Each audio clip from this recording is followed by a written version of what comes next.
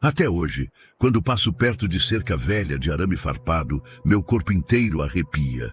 E olha que eu trabalho com isso faz mais de 15 anos, cuidando de gado no sertão da Paraíba, ali pras bandas do Cariri. Meu nome não importa muito, mas o que vou contar aconteceu comigo e com mais 2 companheiros de lida. E nenhum de nós 3 consegue explicar direito até agora.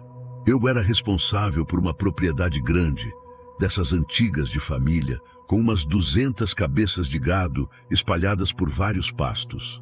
O dono morava na cidade e só aparecia de mês em mês para acertar pagamento e ver como andava o serviço. Eu dormia numa casa pequena de taipa no meio da fazenda, bem simples, com rede, fogão a lenha e uma mesinha onde eu tomava café antes de clarear o dia. Acordava sempre 4:30 da manhã, porque no Cariri o sol castiga desde cedo e o trabalho tem que começar no fresco. A fazenda era cortada por uma estrada de terra batida que vinha lá da rodagem e entrava propriedade adentro por uns 5 quilômetros. No começo dessa estrada tinha uma cancela grande, feita de madeira de aroeira e arame grosso bem reforçada, com um cadeado velho, mas que fechava firme. Todo final de tarde, depois de recolher o gado para os currais de baixo e verificar os bebedouros, eu passava lá e trancava aquela cancela. Era rotina, coisa automática. Virava a chave, puxava o arame para ter certeza que estava bem preso e voltava para casa. Só que começou uma coisa estranha. Uns 3 meses antes do que vou contar, eu comecei a achar a cancela aberta de manhã. No começo, achei que era menino da redondeza querendo cortar caminho, ou algum caçador entrando de madrugada atrás de preá. Reclamei pro dono, ele mandou trocar o cadeado. Trocamos. 2 noites depois, cancela aberta de novo. Arame solto, madeira escancarada, como se alguém tivesse passado e deixado tudo largado. Aí chamei o Zé Martins, um vaqueiro velho que conhecia aquelas terras desde garoto, para me ajudar a entender. Zé era homem sério, desses que não inventa conversa, e que já tinha visto muita coisa nessa vida. A gente combinou de ir junto conferir a cancela depois do pôr do sol, uns 20 minutos antes de escurecer de vez. Fomos de moto, eu pilotando e ele na garupa, levando uma lanterna boa e um facão, só por garantia. Quando chegamos lá, o silêncio era pesado. Sabe aquele tipo de silêncio que parece que a natureza inteira prendeu a respiração? Era isso. Nenhum grilo, nenhum passarinho atrasado voltando para o ninho, nada. Só o vento seco da caatinga passando entre os gravetos e levantando uma poeira fina que grudava na garganta. Zé olhou para mim e fez um sinal com a cabeça, tipo, vamos logo com isso. Eu tranquei a cancela, testei 3 vezes e a gente ficou ali parado, esperando. Passaram-se uns 10 minutos. O céu já tinha aquele tom de roxo escuro que vem antes da noite fechar. Foi quando a gente ouviu. Não era bem um barulho, era mais uma sensação de movimento. Como se alguém estivesse andando devagar na estrada, arrastando os pés na terra solta. Zé apertou meu ombro e apontou para frente com o queixo. Eu olhei, mas não vi nada. A estrada estava vazia, só poeira e pedra. Mas o som continuava. Passo, pausa, passo, pausa. Aí a lanterna do Zé piscou. Ele bateu na lateral, xingou baixinho e a luz voltou, mas fraca. Foi nessa hora que eu senti. Não sei explicar direito, mas era como se alguém tivesse passado bem perto da gente, quase roçando, e levado junto todo o ar. Fiquei sem conseguir respirar direito por uns 2 ou 3 segundos. O Zé também sentiu, porque ele deu um passo para trás e trombou na moto. O farol da moto apagou sozinho. Eu tinha acabado de abastecer, bateria nova, tudo funcionando perfeitamente. Mas apagou. Ficamos ali no escuro completo por uns instantes que pareceram uma eternidade. Eu conseguia ouvir o coração do Zé batendo acelerado, ou talvez fosse o meu mesmo, não sei. E então, no meio daquela escuridão, a gente ouviu o barulho da cancela. Era o som de madeira rangendo, de arame sendo puxado, daquele jeito que faz quando alguém está abrindo com força. Só que a gente estava a menos de 3 metros dela e não tinha ninguém lá. Ninguém que a gente conseguisse ver, pelo menos.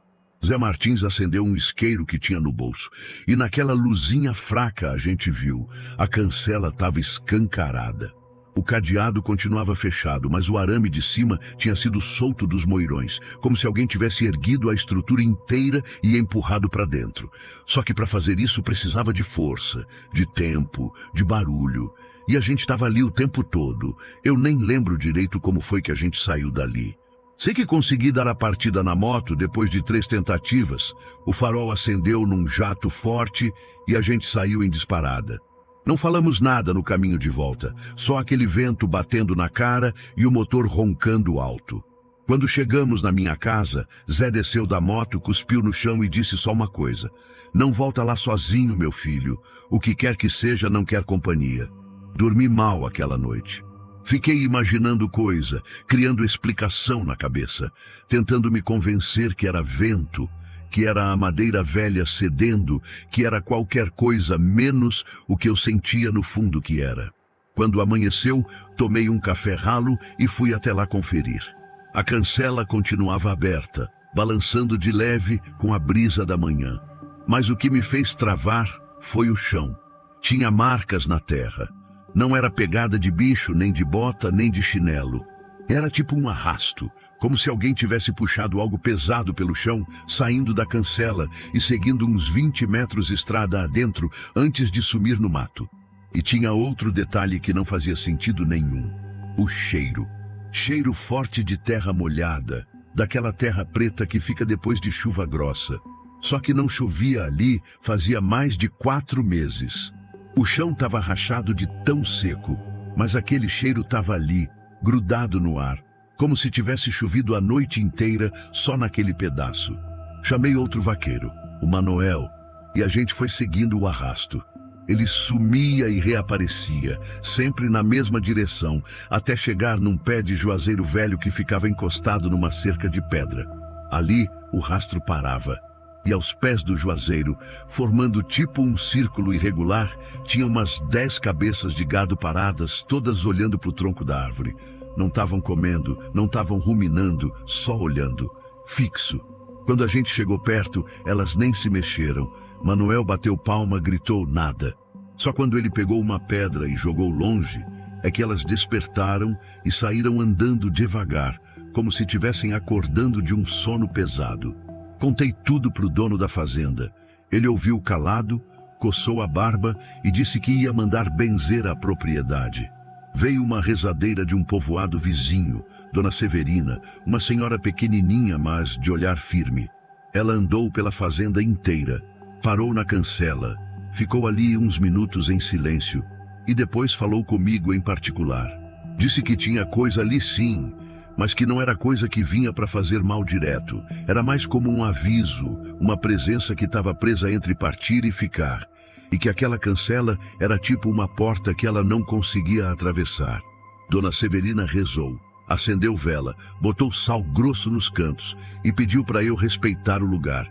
Disse que não era para eu ficar tentando entender, porque tem mistério que não é para ser desvendado, só respeitado.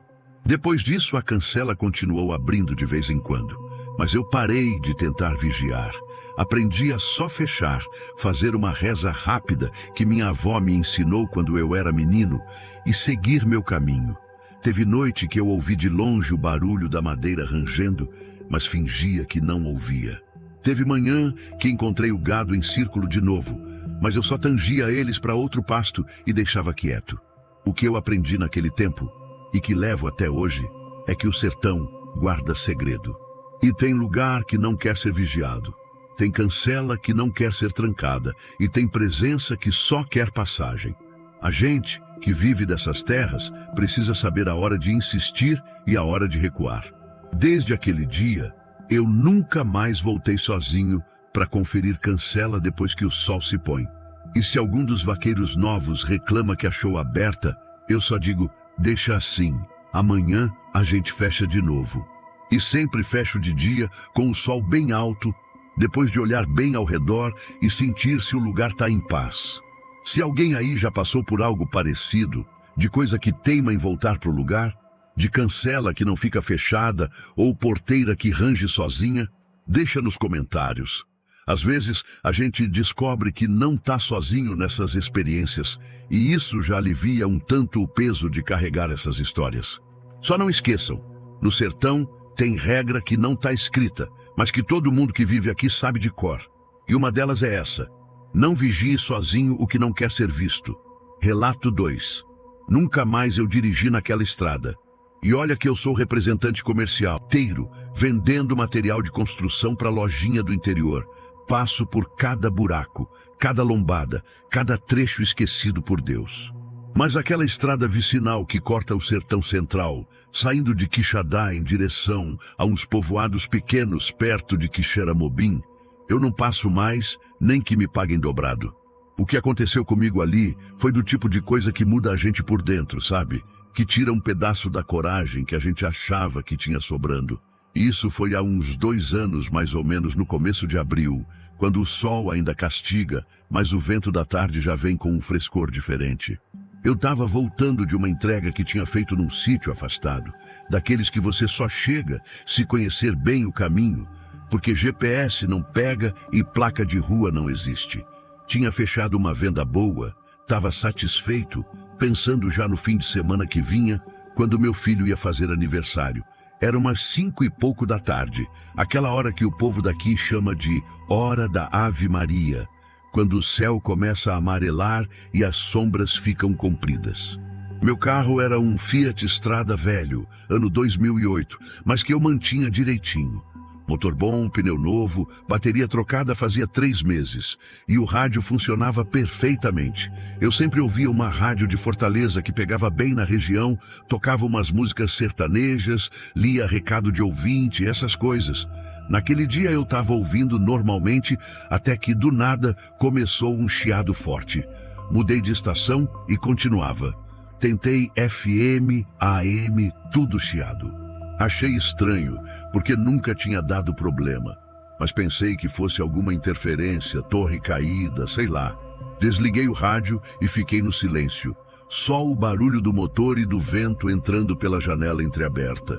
A estrada era reta naquele trecho, terra batida bem compactada, com a caatinga dos 2 lados, cheia de mandacaru e xique-xique.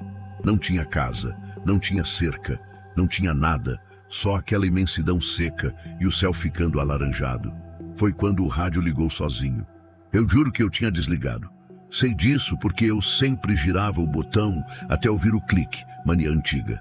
Mas ele ligou e o que saiu não foi música nem locução. Era uma voz de homem, meio abafada, como se estivesse falando longe do microfone, ou dentro de um cômodo fechado. E a voz dizia meu nome. Não era nome completo, era como minha mãe me chamava quando eu era criança. Um apelido que quase ninguém mais usava. Só ela, e ela tinha falecido fazia 7 anos. Senti um frio na espinha, daqueles que desce e parece que congela a nuca. Diminuí a velocidade, pensando que estava ouvindo errado, que era impressão. Mas a voz repetiu, falou de novo, clara. Ô meu filho, você está indo pelo caminho errado, volta já. Parei o carro no acostamento, se é que dá para chamar aquilo de acostamento, mais para a beirada da estrada mesmo. Desliguei o motor e o rádio continuou ligado. Continuou falando. Só que agora era diferente. A voz estava mais próxima, mais nítida e dava direções. Dizia para eu voltar, pegar uma saída que eu tinha passado uns 2 quilômetros atrás, entrar por uma estradinha de terra que eu conhecia, que levava para um açude antigo. A voz dizia que era por ali, que era mais rápido, que eu ia chegar antes do escurecer. Eu estava suando frio, meu coração batendo descompassado, porque a voz não era igual à da minha mãe, mas o jeito de falar era. O modo de puxar as palavras, de suspirar entre uma frase e outra. E tinha outra coisa. Ela sabia de um caminho que eu realmente conhecia. Um atalho que eu usava de vez em quando estava com pressa. Como é que uma voz no rádio sabia disso? Tentei desligar de novo. Girei o botão com força. Nada. Arranquei o som do painel? Não consegui. E não ia ficar ali arrancando fiação no meio do nada. Dei a partida no carro e decidi ignorar. Segui em frente, na direção que eu ia, tentando me concentrar na estrada. Mas a voz continuava, agora mais insistente, quase irritada. Você não tá me ouvindo, menino? Eu tô falando pra você voltar. Pelo amor de Deus, volta. Eu nunca fui de acreditar muito nessas coisas. Minha mãe era católica fervorosa. Eu ia na missa com ela quando pequeno. Mas depois de adulto, fui me afastando. Fiquei naquele meio termo de quem respeita, mas não pratica. Só que naquela hora, sozinho naquela estrada vazia, com o sol descendo rápido e aquela voz saindo do rádio, eu fiquei em dúvida. Será que era um sinal? Será que tinha algum perigo na frente? Acidente, buraco, bandido, sei lá? Diminui de novo, quase parando. Fiquei ali parado, motor ligado, mãos no volante, suando e tremendo. A voz então mudou, ficou mais baixa, quase um sussurro, e disse uma coisa que me arrepiou da cabeça aos pés. Disse uma frase que só eu e minha mãe sabíamos. Era algo que ela tinha me dito no hospital, nos últimos dias dela, quando estava fraca demais para falar alto e eu precisava encostar o ouvido perto da boca dela para entender. Uma promessa que eu tinha feito e que eu nunca contei para ninguém. Nem para minha esposa, nem para os meus irmãos, para ninguém. E o rádio falou aquilo, com as mesmas palavras, no mesmo tom cansado. Eu comecei a chorar, não de medo, mas de uma mistura de angústia, saudade e confusão. Porque se aquilo era minha mãe, como podia ser? E se não era, quem ou o que sabia disso? Peguei o celular para ligar para alguém, para minha mulher, para qualquer pessoa, mas não tinha sinal. Claro que não tinha. Ali nunca tinha sinal. A voz então deu a última instrução. Fica aí parado, meu filho. Só um pouquinho, só até clarear a cabeça. Depois você segue, mas pelo outro caminho. E o rádio desligou. Não chiou, não deu estalo, só apagou. E junto com ele, o painel inteiro do carro. Bateria morta. Do nada. Bateria nova que eu tinha testado na semana anterior. Tentei dar a partida. Nada. Luz de painel. Nada. Buzina. Nada. Morto. Fiquei ali sentado, no silêncio absoluto, vendo o sol descer e o céu mudar de cor. Fiquei pensando em tanta coisa que a cabeça doía. Pensava na minha mãe, na promessa que eu não tinha cumprido direito, nas vezes que eu podia ter ligado mais, visitado mais, estado mais presente. Pensava também se aquilo era real, se eu estava ficando louco, se era cansaço, fome, desidratação. Passou quase meia hora, até que um caminhão velho apareceu vindo na direção oposta. Parou, o motorista desceu, perguntou se eu estava bem. Contei que a bateria tinha falhado, ele ofereceu ajuda. A gente tentou dar chupeta e na segunda tentativa o carro pegou. Liguei tudo, agradeci, ofereci pagar alguma coisa, ele não quis. Disse só, cuidado com essa estrada na boca da noite, irmão. Tem gente que se perde fácil por aqui. Segui viagem. Não voltei, não peguei o atalho, fui direto para casa. Cheguei já de noite, exausto, perturbado. Minha esposa notou que eu estava diferente. Mas eu disse que era só cansaço. Não consegui contar. Não sabia nem por onde começar. Nos dias seguintes, eu tentei entender. Voltei naquela estrada de dia com sol alto, levei um amigo junto. Procurei a saída que a voz tinha mencionado. Achei. Era uma estradinha estreita que eu conhecia sim, mas que eu raramente usava porque era mais esburacada. Entramos um pouco, só para conferir. Uns 500 metros para dentro, tinha uma ponte velha de madeira sobre um riacho seco. A ponte estava interditada. Tinha caído parcialmente uns dias antes, segundo um morador que a gente encontrou. Se eu tivesse entrado ali no escurecer, sem ver a sinalização precária que tinham colocado, eu teria caído com o carro. Aquilo me deixou mais confuso ainda, porque a voz tinha mandado eu ir por ali, justamente para o perigo. Ou será que não? Será que ela mandou eu parar justamente para eu não ir? Será que o objetivo era me fazer repensar, me atrasar, me fazer ficar parado até o caminhão passar e eu ter ajuda? Nunca vou saber. O que eu sei é que depois daquele dia eu mudei. Fiquei mais quieto, mais para dentro. Comecei a ter dificuldade para dormir. Toda noite acordava no meio da madrugada, com a sensação de que tinha alguém falando comigo. Mas quando abria os olhos, só tinha o silêncio. Perdi vontade de dirigir sozinho. Comecei a inventar desculpa para não pegar estrada de tarde. Meu rendimento no trabalho caiu, perdi cliente, quase perdi o emprego. Minha mulher insistiu para eu procurar ajuda. Fui num psicólogo. Ele disse que podia ser psicólogo. Ele disse que podia ser trauma. estresse pós-traumático, essas coisas. Tomei remédio para ansiedade um tempo, melhorou um pouco. Mas tem coisa que remédio não cura. Tem coisa que fica ali, grudada na alma, lembrando que a gente não tem controle de nada. Hoje eu trabalho mais na cidade, evito o interior, evito estrada vazia. Quando preciso ir, vou sempre com alguém e sempre antes do meio-dia. Nunca mais ouvi a voz. O rádio funciona normal, mas eu quase não ligo ele. Prefiro o silêncio ou música no celular com fone de ouvido. A promessa que eu tinha feito para minha mãe, eu cumpri depois. Demorei, mas cumpri. Não vou falar aqui o que era porque é algo muito pessoal, mas eu fiz. E quando fiz, senti um alívio, como se um peso tivesse saído das costas. Não sei se aquilo foi ela tentando me proteger, me avisar, ou se foi outra coisa, se passando por ela para me confundir. Não sei se eu ia realmente ter caído na ponte ou se ia ter visto a interditação a tempo. Não sei de nada. Só sei que tem estrada no sertão que é melhor evitar quando o sol está se pondo. E que quando alguém chamar seu nome, principalmente se for de um jeito que mexe com seu coração, pense bem antes de responder. Porque pode ser que não seja quem você está pensando. Ou pode ser, e justamente por isso a coisa fica ainda mais confusa e triste. Se alguém já passou por algo assim, de ouvir voz em rádio, ou de sentir que alguém que já se foi está tentando falar, comenta aí. Não pra gente tentar explicar, porque acho que explicação não existe, mas pra gente saber que não tá sozinho carregando esse tipo de peso. E se você dirige por estrada sozinho, fica esperto na hora da Ave Maria. É a hora que o dia e a noite se encontram, e tem coisa que aproveita essa brecha para se manifestar. Relato 3. Eu trabalho como eletricista rural aqui no interior de Pernambuco, mais precisamente na região do Agreste, perto de Garanhuns. É um trabalho honesto, puxado, mas que eu gosto. Passo o dia subindo em poste, puxando fio, instalando padrão de entrada em casa de sítio, essas coisas.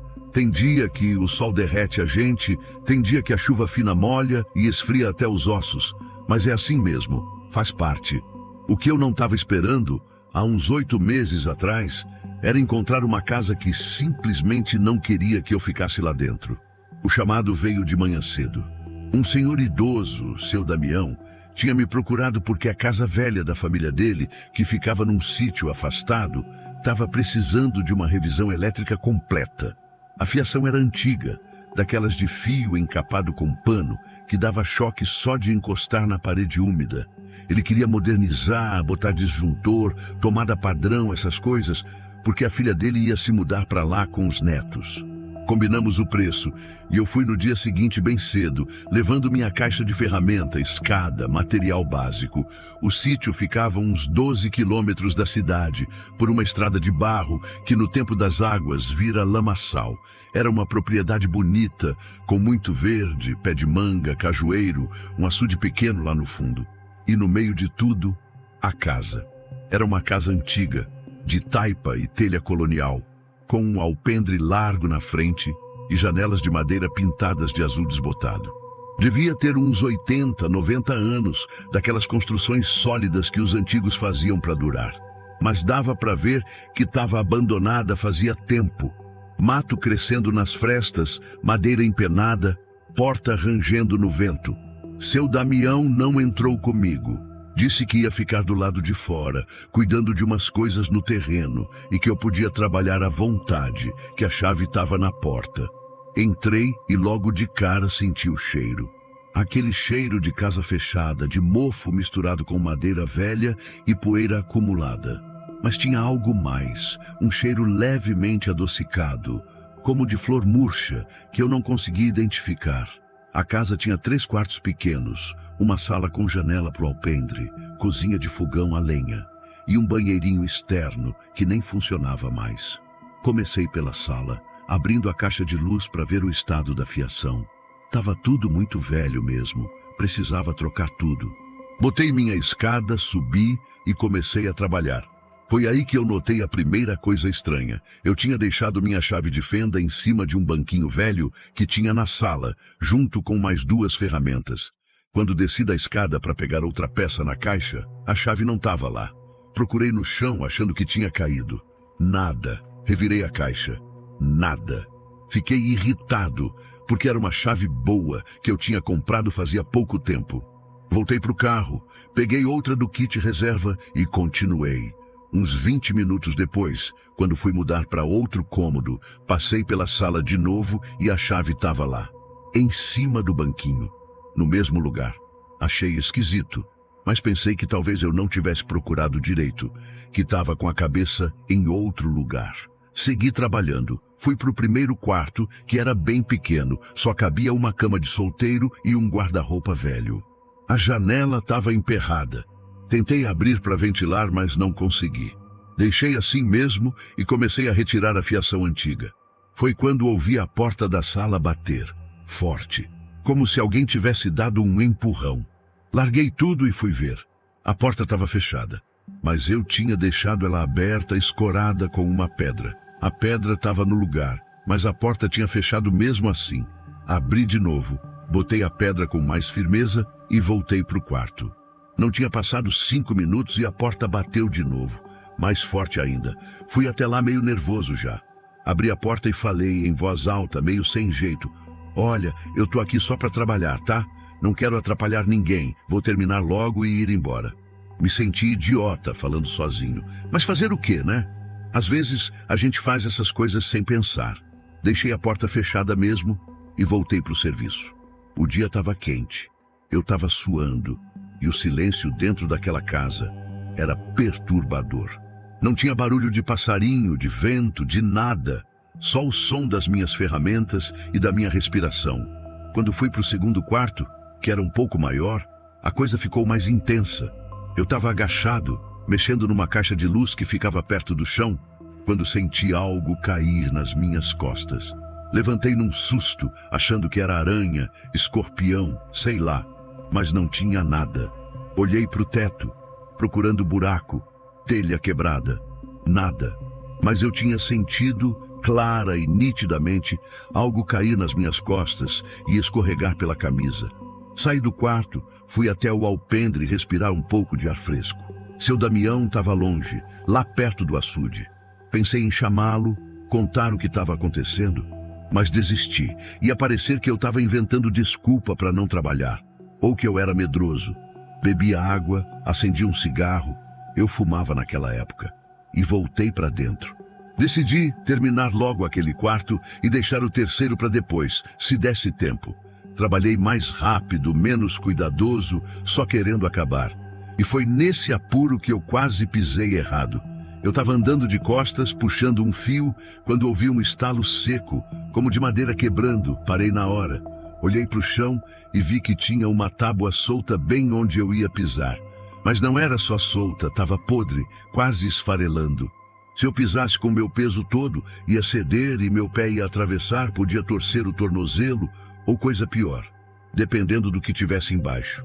Respirei fundo, agradeci mentalmente por não ter pisado e contornei.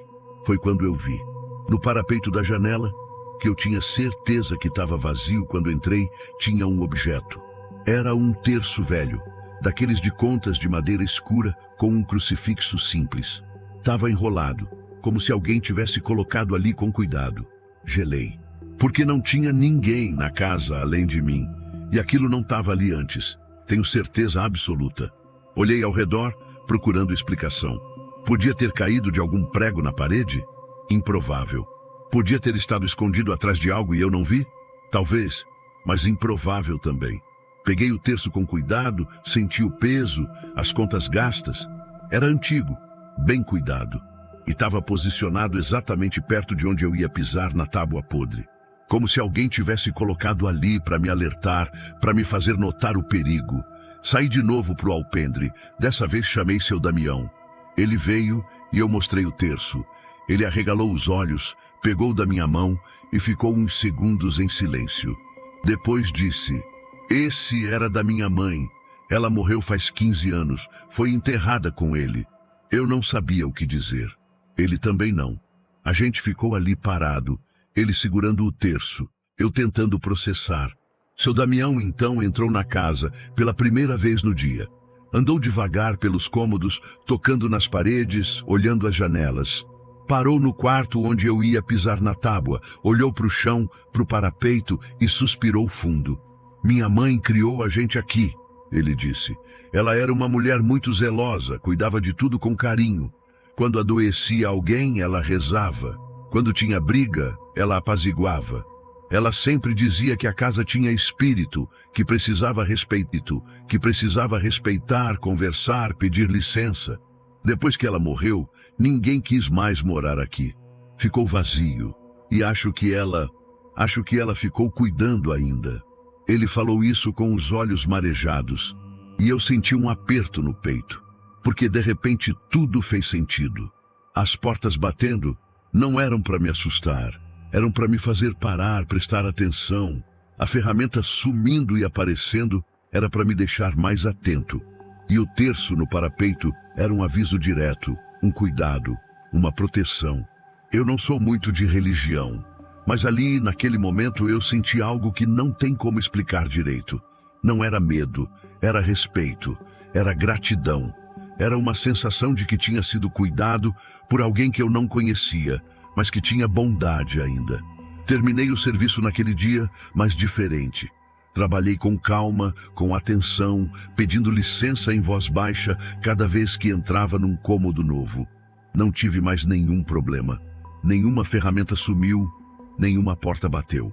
Até o cheiro da casa pareceu mudar. Ficou menos pesado, mais acolhedor.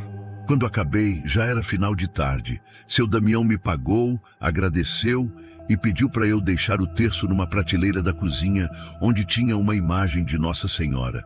Deixei ali, com cuidado. Antes de sair, parei na porta, olhei para dentro e falei: "Obrigado, dona. A senhora cuidou de mim hoje. Deus abençoe." Não sei se ela ouviu, mas eu precisava falar. Dirigi de volta para a cidade com a cabeça cheia de pensamento. Não era medo que eu sentia, era uma mistura de espanto e comoção. Porque a gente cresce ouvindo história de assombração, de alma penada, de coisa ruim. Mas a gente esquece que tem o outro lado também. Tem presença que fica porque ama, porque quer proteger, porque não consegue largar quem ficou. Depois daquele dia, eu mudei meu jeito de trabalhar. Quando entro numa casa velha, numa propriedade abandonada, eu sempre peço licença, sempre agradeço quando saio. E sempre trabalho com mais cuidado, mais atenção, porque aprendi que tem lugar que é vivo de um jeito diferente. Que tem casa que guarda memória, afeto, zelo. Seu Damião me ligou uns meses depois. Disse que a filha tinha se mudado para casa com os netos e que estava tudo bem. As crianças brincavam tranquilas, a casa estava alegre de novo. Ele disse que de vez em quando eles sentiam um cheiro de flor, sem ter flor por perto, e que as crianças diziam que tinha uma vovó boa que cuidava deles. Ele acreditava. Eu também acredito. E se você trabalha entrando em casa alheia, em propriedade velha, lembra de pedir licença, lembra de agradecer. E se alguma coisa estranha acontecer, antes de sair correndo, para um pouco e sente. Porque pode ser que não seja para te fazer mal. Pode ser que seja só alguém que ainda se importa, que ainda cuida, que ainda ama aquele lugar e quer que você fique bem. Se alguém já teve experiência parecida, de sentir que foi protegido por algo que não conseguia ver, deixa nos comentários. A gente precisa lembrar que o mundo espiritual não é só medo e terror. Tem bondade também. Tem cuidado. Tem amor que não acaba, mesmo depois que o corpo vai. Relato 4. Eu sou de Teresina, mas tenho família espalhada pelo interior do Piauí, daquelas famílias grandes e antigas, onde todo mundo é primo de todo mundo. Há uns 3 anos, minha tia Marluce, irmã da minha mãe, me ligou pedindo para eu passar uns dias na casa dela, lá num município pequeno, chamado Campo Maior. Ela estava morando sozinha depois que o marido tinha falecido e estava meio para baixo, precisando de companhia. Eu trabalho com TI, fico muito tempo trancado em escritório, então achei que ia ser bom dar uma escapada, respirar ar puro, ver outro horizonte. Peguei o carro numa sexta de tarde e fui. Dá umas 2h30 de Teresina até Campo Maior. Estrada boa, asfalto lisinho. Cheguei lá quase no fim de tarde. A tia me recebeu com aquele carinho de sempre. Já tinha feito comida, arrumado o quarto de hóspedes. A casa dela era antiga, daquelas de paredes grossas e telha de barro, bem fresquinha mesmo com o calor lá de fora. Tinha uma varanda grande com rede amarrada de um lado para o outro. E foi nessa rede que aconteceu o que vou contar. Na primeira noite dormi bem, cansado da viagem. No sábado, a tia me levou para conhecer uns parentes. Almoçamos na casa de uma prima dela. Batemos papo, coisa tranquila. Quando voltamos, já era noitinha. E a tia sugeriu que eu ficasse na varanda para pegar o vento fresco antes de dormir. Concordei, peguei um livro, me joguei na rede e fiquei ali, balançando devagar, lendo e ouvindo os grilos cantarem. Foi quando eu notei algo estranho. A rede estava balançando mais do que devia. Não era só o balanço que eu estava dando. Era como se tivesse algo mais, um impulso extra. Parei de mexer os pés, fiquei imóvel e a rede continuou balançando. De leve, mas continuou. Achei que era o vento, mas não tinha vento. Tava aquela noite abafada, ar parado, nenhuma folha se mexendo. Olhei ao redor meio desconfiado, achando que minha tia estava pregando peça em mim, puxando a rede de longe, com alguma linha ou brincadeira. Mas ela estava na cozinha, eu via ela pela porta, lavando louça. Levantei da rede, fui até a parede, olhei os ganchos onde estava amarrada. Tudo firme, tudo normal. Me deitei de novo e o balanço voltou. Suave, ritmado, como se alguém tivesse empurrando com a mão. Confesso que fiquei meio nervoso. Sou homem de ciência, não costumo acreditar em coisa de espírito, mas ali, naquele momento, sozinho na varanda escura, eu senti um arrepio. Chamei a tia, ela veio, perguntou o que era. Contei do balanço, ela sorriu, daquele jeito meio triste, e disse: "Ô meu filho, essa rede era do Toinho. Ele passava horas nela. Acho que ele ainda gosta de dar uma balançadinha." Toinho era o marido dela, meu tio, que tinha morrido de infarto uns 8 meses antes. Eu não era muito próximo dele. A gente se via só de vez em quando, mas ele era gente boa, calmo, daqueles que não se metia em confusão.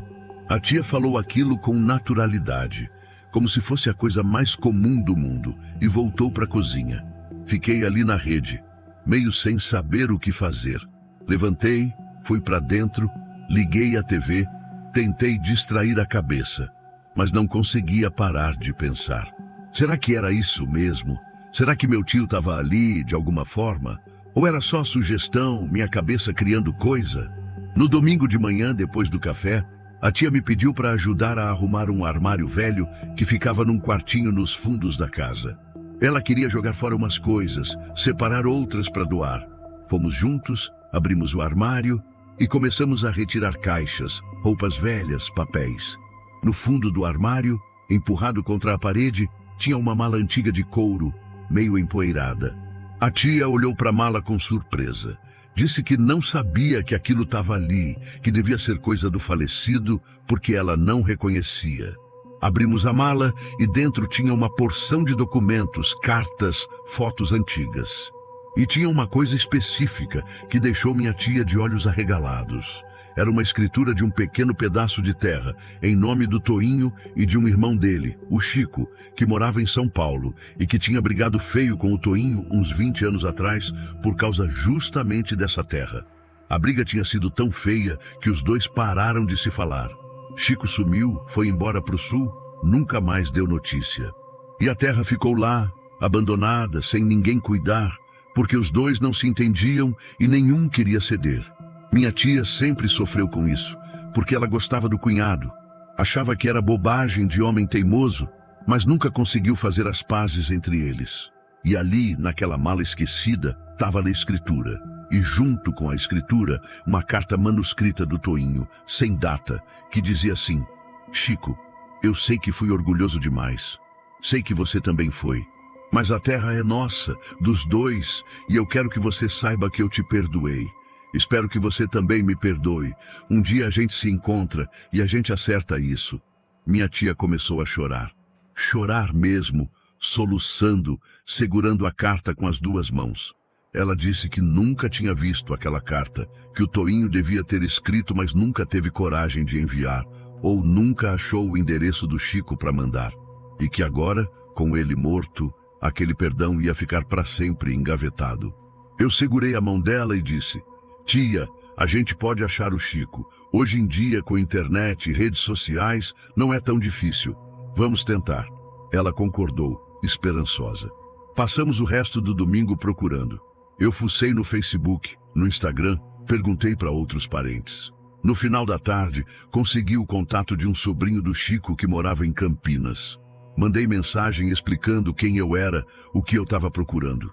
O sobrinho respondeu rápido, me passou o telefone do Chico. Minha tia ficou nervosa, com medo de ligar. Eu disse que ligava junto com ela, que eu ficava do lado. A gente ligou, no viva voz. Tocou 3 vezes até alguém atender. Era ele. A voz grossa, cansada, mas era ele. Minha tia se apresentou e houve um silêncio longo do outro lado. Depois a voz embargada. Lucy, faz tanto tempo. Eles conversaram quase 1 hora. Choraram muito os dois. Chico disse que sempre quis voltar. Sempre quis fazer as pazes, mas que o orgulho, a vergonha, o tempo passando, tudo isso foi empurrando para depois, até virar tarde demais. Quando minha tia contou da carta, da escritura, ele chorou mais ainda. Disse que ia vir, que ia visitar, que eles iam resolver tudo, que não importava mais a terra, importava a família. Naquela noite, eu voltei para a rede da varanda. Deitei ali, olhando para o céu cheio de estrelas, e a rede balançou de novo. Mas dessa vez era diferente. Não tinha mais aquela sensação pesada, aquele incômodo. Era suave, reconfortante, quase carinhoso. Fechei os olhos e pela primeira vez na vida falei para o meu tio em voz baixa: obrigado, tio Toinho. A tia vai ficar bem. O tio Chico vai vir. Você pode descansar. E juro que senti. Senti como se alguém tivesse passado a mão na minha cabeça, do jeito que meu pai fazia quando eu era criança. Não vi nada, não ouvi nada, mas senti. E depois disso, a rede parou de balançar sozinha. No dia seguinte, voltei para Teresina, mas nos meses que se seguiram, acompanhei tudo de perto. O tio Chico realmente veio visitar. Ficou 1 semana na casa da minha tia. Eles foram juntos no cemitério, visitaram o túmulo do Toinho, rezaram juntos. Resolveram a questão da terra, venderam e dividiram o dinheiro. Mas mais importante que isso, se reconciliaram, voltaram a ser família. Minha tia disse que a casa ficou diferente depois disso. Mais leve, mais alegre. Ela me ligou umas semanas depois para contar que tinha tido um sonho com o Toinho. No sonho, ele estava sorrindo, acenando, e ia embora andando por uma estrada de terra batida, com sol iluminando o caminho. Ela acordou em paz. Eu não sei explicar o que aconteceu naqueles dias. Não sei se foi coincidência, se foi a mente da minha tia projetando desejo, se foi minha imaginação sugerida, mas eu sinto no fundo que foi algo mais. Sinto que meu tio, de alguma forma, guiou a gente até aquela mala, até aquela carta, até aquele telefonema. E que ele conseguiu, mesmo depois de ter partido, fazer o que não conseguiu em vida: reunir a família de novo. Hoje eu visito minha tia com mais frequência. E sempre que vou, passo um tempo na rede da varanda. Às vezes ela balança de leve, mas agora é só o vento, ou eu que balanço mesmo. Não tem mais aquele mistério. E eu agradeço por isso. Porque é sinal de que está tudo certo, de que a missão foi cumprida, de que a paz chegou. Se você já passou por algo parecido, de sentir que alguém que já se foi te ajudou de alguma forma, te guiou, te mostrou um caminho, deixa nos comentários. Porque a gente precisa lembrar que nem toda presença vem para assustar. Tem presença que vem para cuidar, para resolver, para curar ferida antiga. E tem amor que é mais forte que a morte, que atravessa, que permanece, que age. O sertão, o interior, essas terras antigas guardam muita história. E muitas dessas histórias não terminam quando a pessoa morre. Elas continuam, se transformam, viram lição, viram conforto. A gente só precisa estar aberto para perceber, para respeitar e para agradecer quando for ajudado por aquilo que não se vê, mas que se sente. Relato 5. Meu nome é Severino, tenho 52 anos e trabalho com pesca artesanal no açude de Gargalheiras, ali no Seridó Potiguar, entre Acari e currais novos. Nasci e me criei nessa região. Conheço cada pedra, cada curva desse espelho d'água que o povo por aqui respeita mais do que ama. O que vou contar aconteceu faz uns 4 meses, mas juro que até hoje não consigo explicar direito. E tem noite que acordo suando frio só de lembrar. Eu sempre fui homem de acordar cedo antes do sol rachar o céu. Naquele dia, saí de casa ainda no escuro, lá pelas 4:30 da manhã, com minha canoa velha amarrada no teto do carro. O açude estava cheio, coisa rara para os últimos anos, e o pessoal comentava que os peixes estavam subindo bem, principalmente tilápia e curimatã. Cheguei na beira, botei a canoa na água e remei para o meu ponto de costume, ali perto de uma ponta de terra que o povo chama de Ponta do Defunto. Nome feio, mas é tradição antiga. O sol começou a subir devagar, pintando o céu daquele laranja que só o sertão tem. E eu já tinha puxado uns 5 quilos de peixe. Coisa boa. Pensei comigo, hoje o dia está abençoado. Foi aí que eu vi, boiando perto de uns galhos secos, um objeto que brilhava com a primeira luz da manhã. Parecia metal, alguma coisa meio grande. Curiosidade bateu forte. Remei devagar até lá e puxei para dentro da canoa. Era uma espécie de caixa antiga, de metal enferrujado, mas ainda firme, do tamanho de uma caixa de sapato mais ou menos. Tinha uns desenhos estranhos nas laterais, tipo riscas que pareciam letras, mas não eram. Pesei na mão, estava pesada, e chacoalhei de leve. Tinha algo dentro, algo que batia seco. Olhei em volta, ninguém por perto. Pensei, isso aqui deve ser de algum tempo velho, pode valer alguma coisa. Guardei no fundo da canoa, cobri com a lona e voltei a pescar. Mas foi nesse momento que o açude mudou. De repente, o vento que vinha soprando fresco parou de uma vez. A água ficou lisa que nem vidro. Não tinha passarinho cantando, não tinha nada.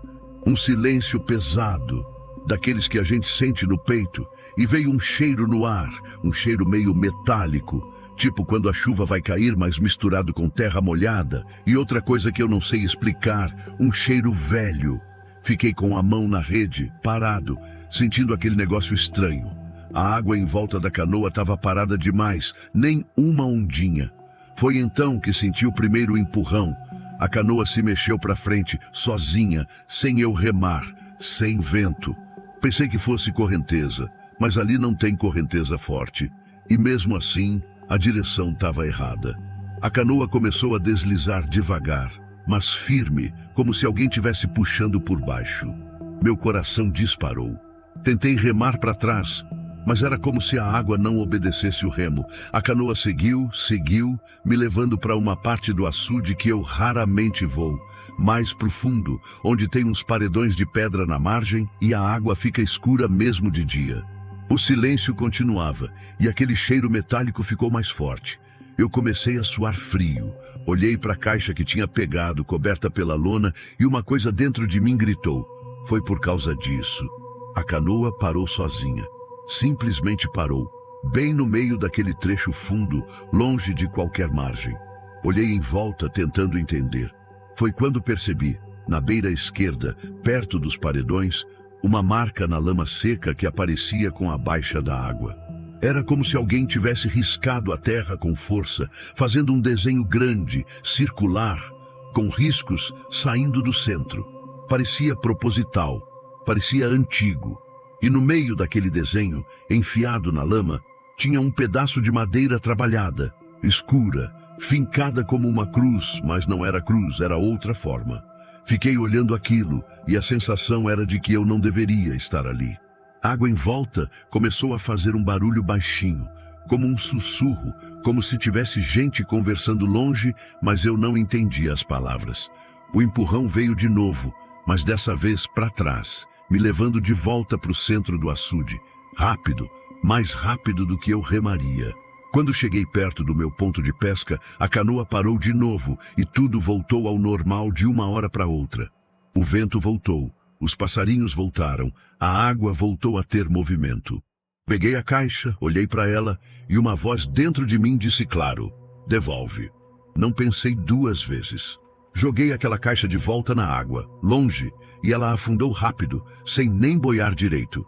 Remei para a beira, puxei a canoa, guardei meus petrechos e fui embora. Nem olhei para trás. No dia seguinte, voltei ao açude cedo, mais por precisão do que por vontade. Fui até aquele ponto onde a canoa tinha me levado. A água tinha baixado durante a noite, coisa de uns 20 centímetros, sem chuva, sem nada que explicasse. E a margem onde eu tinha visto o desenho e a madeira estava toda revirada. A lama estava mexida, marcada. Mas não tinha pegada de bicho, não tinha pegada de gente, nada. Só aquelas marcas fundas, como se algo pesado tivesse arrastado pela terra. A madeira que eu tinha visto fincada não estava mais lá.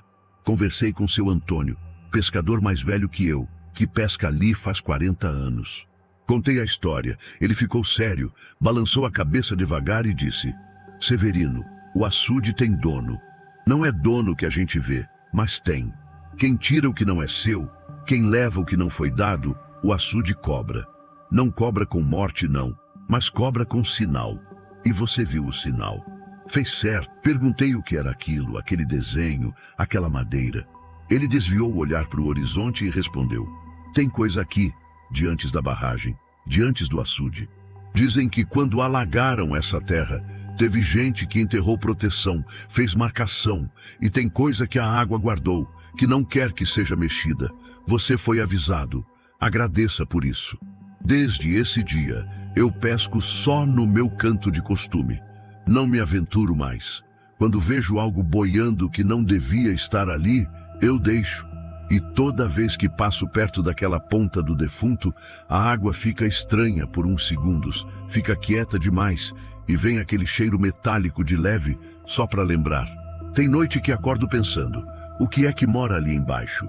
O que é que vigia aquele açude? E será que tem mais gente que viu o que eu vi e não contou? Se você conhece alguém que pesca em açude velho, em barragem antiga, pergunte com cuidado. Pergunte se já aconteceu de a água levar e trazer de volta. Pergunte se já viram marca sem explicação. E se a pessoa desviar o olhar e mudar de assunto, você já sabe. Ela viu e preferiu não falar. Porque tem mistério que a gente carrega calado, com respeito, sabendo que o sertão guarda segredo debaixo d'água e nem tudo que boia está perdido. Às vezes, está sendo oferecido, e recusar a oferta é a única coisa certa a se fazer. Relato 6. Meu nome é Carlos Eduardo, mas todo mundo me chama de Cadu. Tenho 34 anos e trabalho como técnico instalador de internet via rádio aqui no interior do Rio Grande do Norte, na região de Mossoró para cima, atendendo fazenda, sítio, comunidade rural, essas coisas. É trabalho que roda estrada o dia inteiro, vicinal de terra, cerca de arame, porteira que a gente abre e fecha, sol quente e poeira. O que vou contar aconteceu faz uns 6 meses e mudou completamente o jeito que eu trabalho. Mudou até o jeito que eu durmo. Era uma terça-feira de tarde, lá para as 3 horas, sol a pino, daqueles que derrete asfalto. Eu estava voltando de uma instalação lá para os lados de Upanema, pegando uma vicinal que corta por dentro de várias propriedades, estrada de terra boa, larga, que eu já conhecia bem. Passava por ali pelo menos 2 vezes por semana. Naquele dia, a estrada estava vazia, nenhum carro, nenhuma moto, só o meu Gol branco levantando poeira. Foi na altura de uma cerca velha de madeira, com mourões tortos e arame farpado enferrucado, que eu vi o vaqueiro. Ele estava parado, encostado num dos mourões, com chapéu de couro na cabeça, camisa de manga comprida e uma corda enrolada no ombro. Não montado, não caminhando, só parado, olhando para a estrada. Achei estranho porque não tinha gado por perto, não tinha cavalo, nada. Mas pensei, deve estar esperando alguém, deve estar descansando. Diminuí a velocidade, levantei a mão pelo vidro, dei aquela continência de estrada, cumprimento de sertanejo. Ele não se mexeu, não acenou, não virou a cabeça, nada. Fiquei com aquilo atravessado, mas segui. Uns 200 metros à frente, olhei no retrovisor e ele continuava lá, na mesma posição, imóvel. Pensei, que vaqueiro mais esquisito. No dia seguinte voltei pela mesma estrada, dessa vez de manhã cedo, indo para outra instalação. Quando passei pelo mesmo ponto, o vaqueiro estava lá de novo, mesma posição, mesma roupa, mesmo jeito. Isso me deu um aperto no peito. Pensei, será que o homem dormiu aí? Será que está doente? Parei o carro uns metros à frente, dei ré devagar e parei na altura dele. Abri o vidro e gritei: "Ô patrão, tá precisando de ajuda?" Silêncio. Ele não se mexeu. Eu conseguia ver o rosto dele debaixo da aba do chapéu, pele morena, barba por fazer, mas os olhos eu não via direito, estavam na sombra. Um vento quente soprou e uma coisa dentro de mim disse: "Sai daqui." Não sei explicar. Foi um arrepio que subiu da nuca. Dei partida e acelerei. Olhei no retrovisor e juro por Deus, ele continuava parado, mas agora estava virado na minha direção, como se tivesse acompanhado o carro com o corpo inteiro, sem eu ter visto o movimento. Nos dias seguintes comecei a evitar aquela estrada. Pegava outra rota, mais longa, mas que não passava por aquela cerca. Só que, uma semana depois, precisei atender uma emergência, cliente sem sinal. E o caminho mais rápido era justamente por ali. Fui. Tentei ir rápido, passar direto. Mas quando cheguei no ponto, o vaqueiro estava lá, dessa vez mais perto da estrada. Não na cerca, mas a uns 3 metros da pista, em pé, olhando direto para frente, como se esperasse o carro passar. Não consegui evitar, diminuí a velocidade sem querer, os olhos grudaram nele. E quando passei na altura, nossos olhares se cruzaram. Ele virou a cabeça devagar, acompanhou o carro e eu vi o rosto dele por inteiro.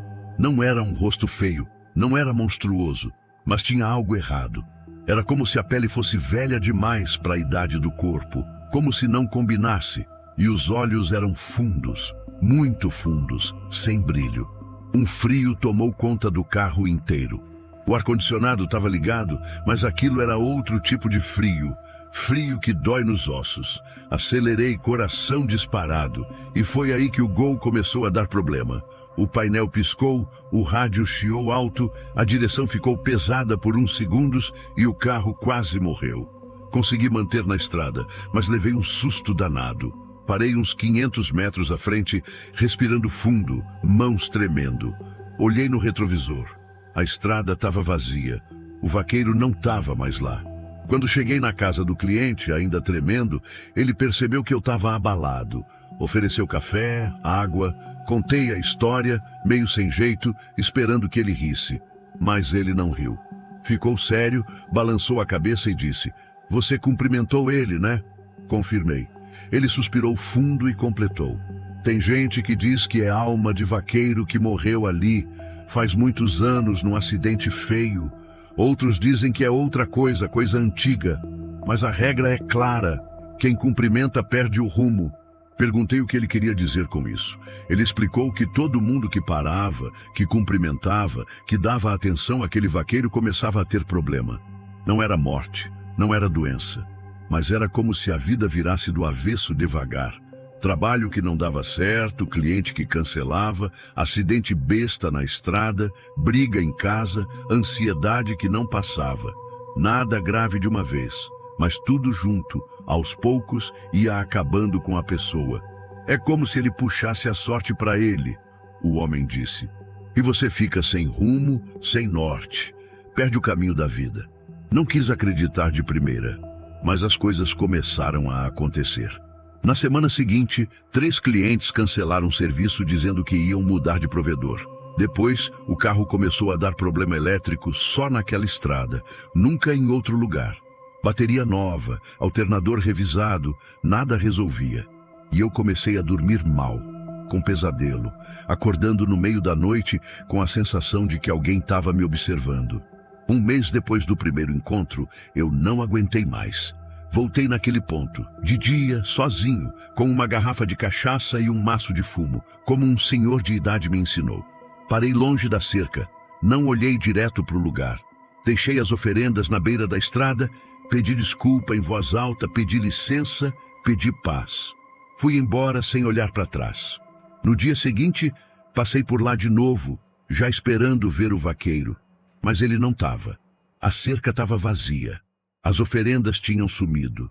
E no vidro do meu carro, do lado de fora, tinha uma marca de gordura ou terra ou sei lá o quê, no formato de uma mão aberta, uma mão grande, com dedos longos. Limpei com pano, com álcool, com tudo, mas a marca voltava no dia seguinte, sempre no mesmo lugar. Durou uma semana, até que sumiu sozinha. Desde então eu mudei de rota. Perco 40 minutos a mais todo dia, gasto mais combustível, perco clientes que ficam longe da minha nova área, mas não passo mais por aquela estrada. Minha renda caiu, tive que apertar o cinto. E tem dia que acordo com aquela sensação ruim ainda, como se uma parte de mim tivesse ficado naquele lugar. É um peso que não passa, uma tristeza que não tem motivo claro, mas está sempre ali, no fundo. Minha mulher percebeu a mudança. Diz que eu tô mais calado, mais nervoso, que não sou mais o mesmo. Eu não conto para ela o que aconteceu de verdade. Falo que é cansaço, que é trabalho.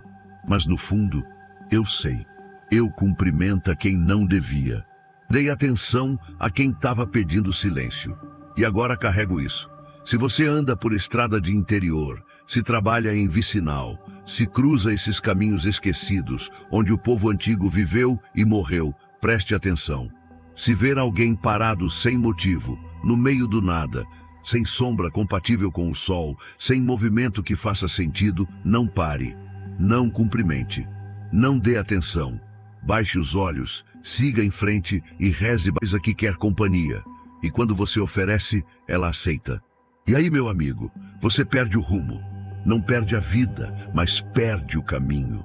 E viver sem rumo, mesmo estando vivo, é um tipo de tristeza que eu não desejo para ninguém. Relato 7. Meu nome é Josefa Maria. Tenho 48 anos e sou zeladora voluntária da Capela de Nossa Senhora da Conceição, aqui em Caruaru, no agreste de Pernambuco. Essa capela fica num bairro antigo, quase esquecido pelo centro da cidade. Um lugar onde as casas ainda são de tijolo aparente e as ruas são de paralelepípedo. A capela é pequena, construída nos anos 40, segundo os mais velhos, e foi passando por reformas e abandonos ao longo do tempo. Hoje, ela é usada poucas vezes no ano, basicamente nas festas de padroeiro e em algumas novenas. O que vou contar aconteceu no ano passado, entre os meses de agosto e setembro, e mexeu comigo de um jeito que até hoje me emociona quando lembro. Eu comecei a cuidar da capela faz uns 3 anos, depois que minha mãe faleceu. Ela era devota de Nossa Senhora, e eu prometi a ela que ia manter o lugar limpo, arrumado, mesmo que pouca gente frequentasse. Todo sábado de manhã eu vou até lá, varro, tiro o pó dos bancos, troco as flores do altar quando tem, acendo uma vela. É um trabalho simples, mas que me traz paz. Foi num sábado de agosto, dia nublado e abafado, que eu comecei a ouvir. Estava varrendo o corredor entre os bancos quando percebi um som baixinho, quase imperceptível, vindo de dentro da capela. Parecia um canto, uma voz humana cantando algo que eu não entendia as palavras. Parei, segurei a vassoura, escutei com atenção. O som vinha de perto do altar, mas não tinha ninguém lá. A porta estava trancada, eu tinha aberto com a chave, eu era a única pessoa dentro. Pensei que fosse o vento ou eco de alguma coisa de fora, mas o som continuou por mais uns segundos e depois parou. Senti um arrepio, mas não de medo. Era outra coisa. Era como se o ar tivesse ficado mais leve. Terminei a limpeza e fui embora, mas aquilo ficou na minha cabeça o dia todo. Na semana seguinte, voltei. Dessa vez, levei minha comadre Edna, que também é da igreja. Contei a ela sobre o som, ela riu, disse que eu estava imaginando coisa. Entramos juntas, começamos a arrumar. E foi quando Edna estava perto do altar, trocando a toalha, que ela parou de repente e disse baixinho: "Josefa, você está ouvindo?" Gelei. O som estava lá de novo, mais claro agora.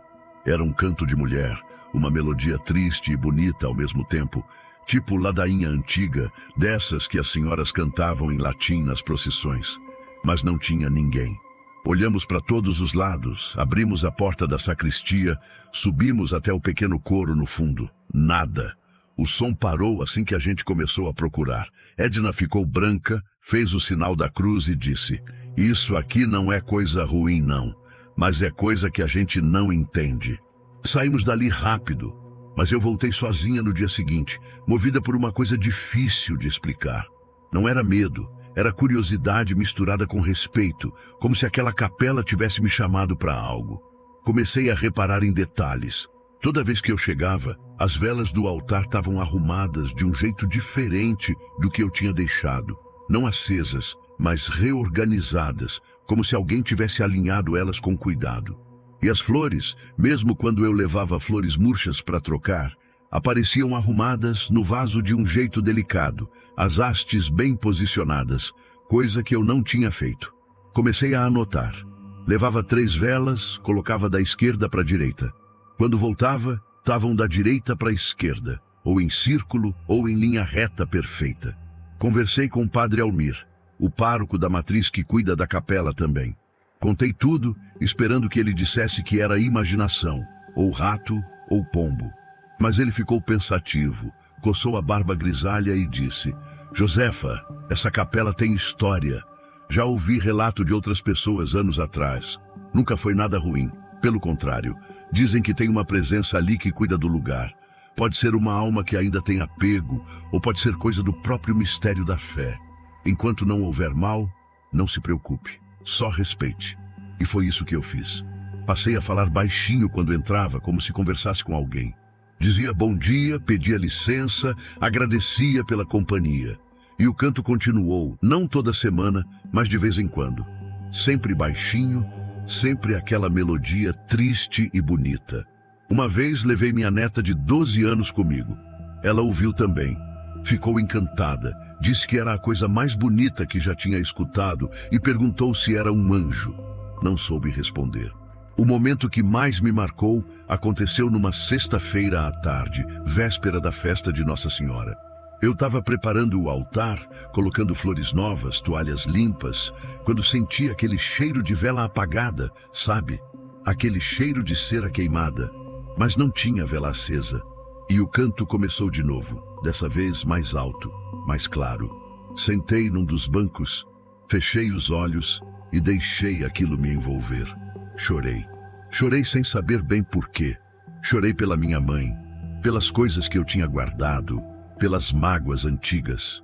E quando o canto parou, senti uma paz tão grande, tão profunda, que foi como se um peso tivesse saído de dentro de mim. No dia seguinte, na festa de Nossa Senhora, veio uma família que eu nunca tinha visto na capela.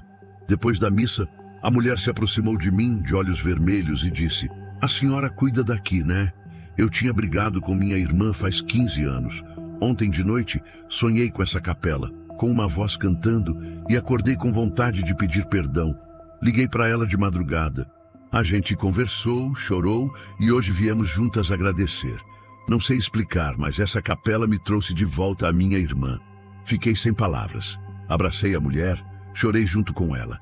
E foi ali que entendi. Aquele lugar tinha algo. Não era assombração no sentido de medo, de mal. Era uma presença que acolhe, que cura, que lembra as pessoas de onde elas vieram, do que é importante. Não sei se é alma, se é fé materializada, se é mistério divino, mas sei que é real. Desde então, a capela continua com os seus sinais. As velas arrumadas, as flores cuidadas, o canto baixinho que vez ou outra aparece, e as histórias se multiplicaram. Gente que ia lá para acender vela e saía com alívio no peito. Gente que fazia promessa e recebia sinal de resposta, tipo encontrar uma carta antiga, receber uma ligação inesperada, reconciliar com alguém. Nunca nada miraculoso de Hollywood, nada espalhafatoso.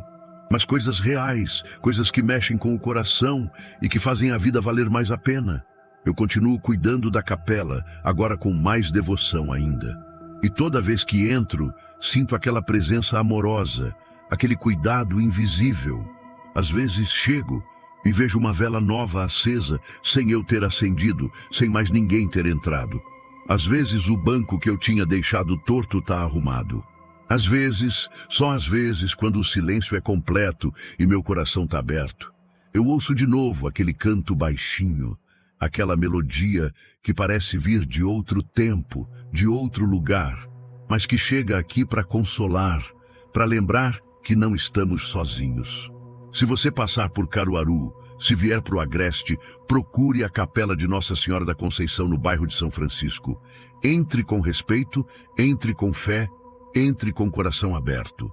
Acenda uma vela, faça uma prece, e se você ouvir um canto baixinho, não tenha medo. É sinal de que o mistério está vivo, de que o amor não morre, de que tem forças nesse mundo que a gente não entende, mas que nos cuidam. E às vezes, só às vezes, essas forças nos devolvem o que a gente pensou que tinha perdido. A paz, o perdão e a esperança de que ainda há bondade, mesmo nos lugares mais esquecidos. Relato 8. Meu nome é Augusto, mas o povo me chama de Guto.